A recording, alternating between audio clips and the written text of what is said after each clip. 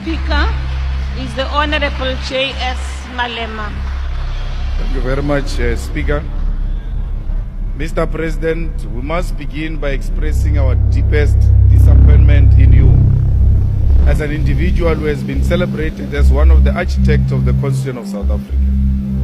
On the 10th of December 1996, you sat head and shoulder with President Nelson Mandela and committed this country and yourself to abiding by the rule of law and to protect and defend the Constitution that President Mandela signed on that day. You vowed in front of the world that you will hold sacrosanct the ideals of accountability and transparency which is enshrined in the Constitution without fail. Today, 26 years after you held Nelson Mandela's hand, lifted our Constitution high into the air, you stand as the greatest enemy of constitutionalism and accountability.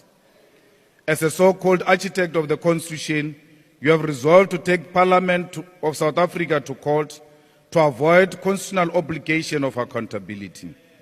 As a so-called crafter of our democratic dispensation, you are accused of engaging in activities that characterized a criminal underworld.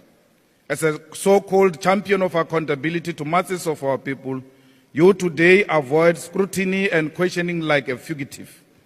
Mr. President, your reluctance to allow inquiry into the activities of Phala Phala Farm are shocking and concerning. You are so desperate to avoid any type of investigation into the crimes that have occurred at and in relation to Phala Phala Farm that you have decided to spit in the face of the freedoms and institutions so many fought and died for. It is concerning because it means worse has happened in the farm that you do not want people of South Africa to know. Instead of using the process of the impeachment inquiry to clear your name, you have mobilized your party to fight against an attempt to discover the truth of what happened in Phala Phala Farm. Mr. President, you stand accused of theft from the people of South Africa. You stand accused of violating your oath of office and of violating the Constitution. You have stashed money in mattresses and allegedly avoided paying taxes. It is now accepted fact that you did not declare millions of foreign currency kept in your sofas to the South African Reserve Bank. It is now an undeniable fact that you have engaged in paid work while occupying the office of the President of South Africa. It is an undenied fact that your answers regarding Phala Phala Farm are unreliable because they change depending on the audience you speak to.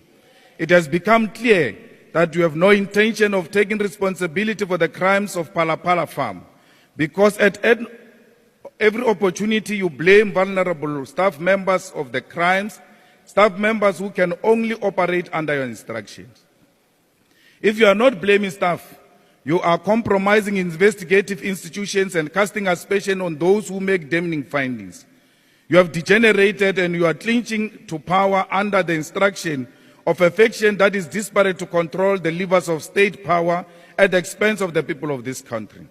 Mr. President, I want to remind you that I warned you of surrounding yourself with yes men and women who will ill advise you in the interest of their stomach.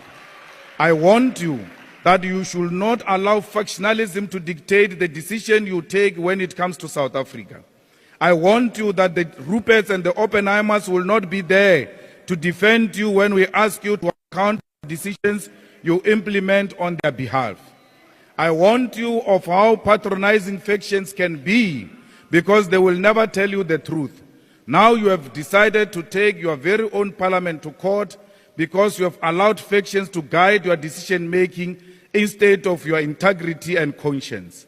You have engaged in questionable activities such as alleged laundering of money, the abduction of suspects of crime, the misuse of state resources because the Ruperts and the Oppenheimers made you feel like you are untouchable.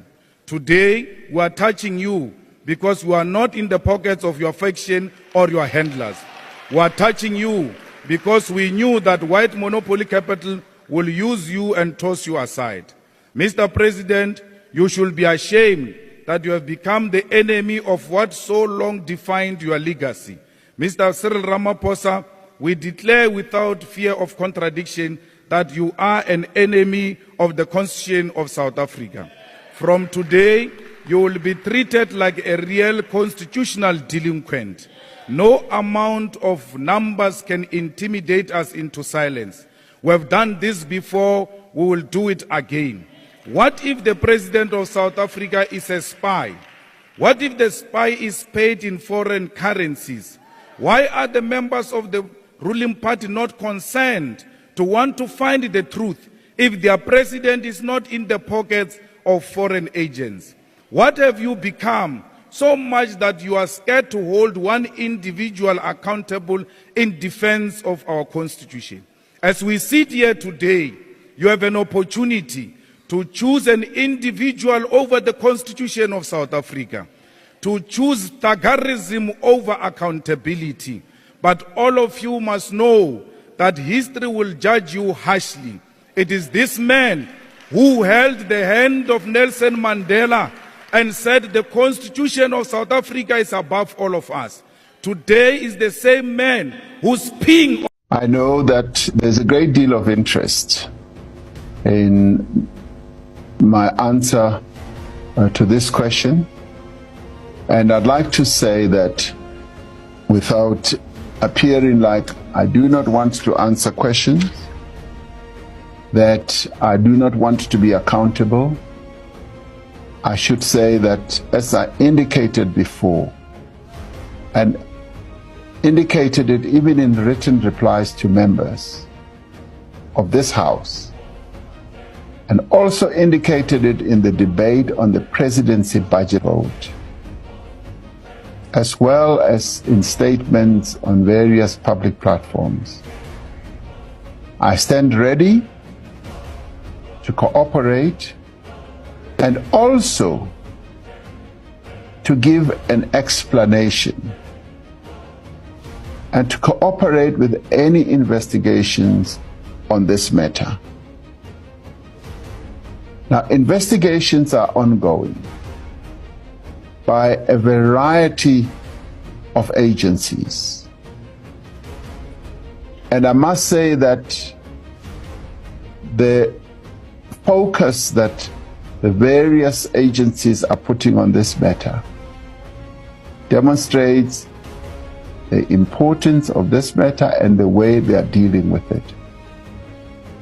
I have responded to the various questions that have been raised and will continue to respond to all questions that have been put to me by the relevant authorities.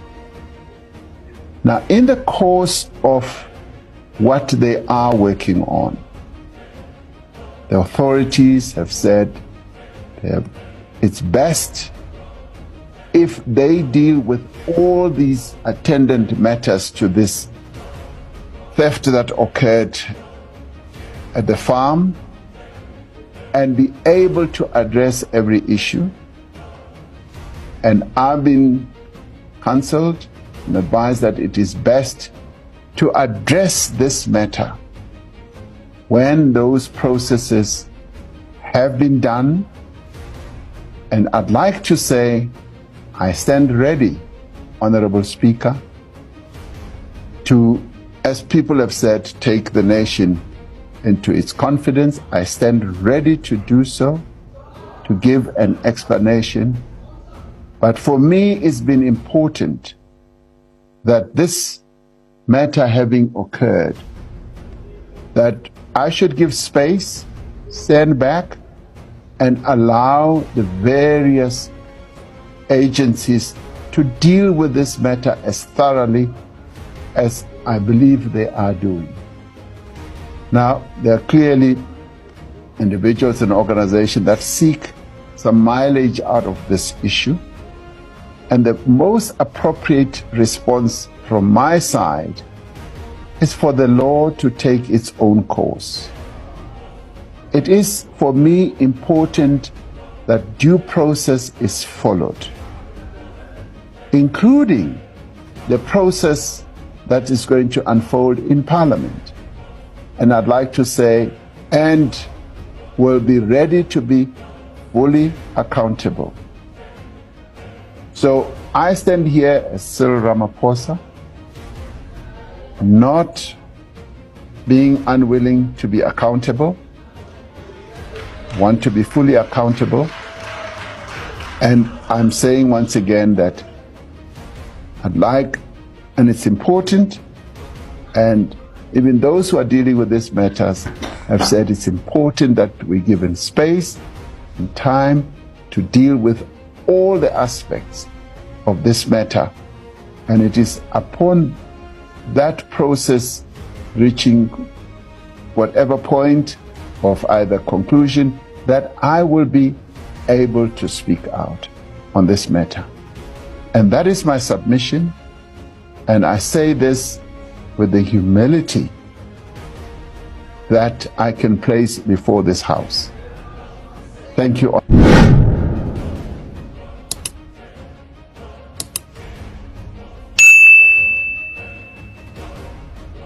Ladies and gentlemen, my name is Dr. Jones, YNAT TV. Please subscribe. Bye for now till we meet again next time. Subscribe.